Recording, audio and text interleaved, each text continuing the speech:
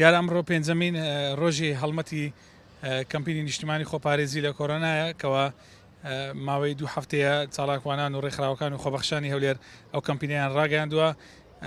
ئەمڕۆ پێنجەمین بەرفراوانترین هەڵمەت بەڕێوە دەبین کەەوە لە نێو بازاری میلی گەڕێکی کووران دیارە ئەمە شوێنە گشتیەکانمان دەستنیشان کردووە.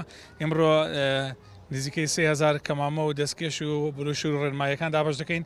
دیارە ئامان زمانە ئەوەیەکەوە کوڕێکخراوەکانی کۆمەڵی مەدەنی هۆشیاری و ڕێنمایی و دەرفەتی خۆپارێزی بۆ هاوڵاتیانی هەرێمی کوردستان بە تایبەتی لە شاری هەولێر دابین بکەینکەوە خەڵک هۆشیار بکەینەوەکەوە بابەتی کۆرۆناوەکو پەتایشی جددی هەروە هەڵمەتی خۆپارێزی هەڵمەتێکەکەوە ئێمە بەردەوام لە ڕێگەی ڕێکخراوەکانی کۆمەڵی مەدەنی و چالاکوانان پشتیوانی دەکەین.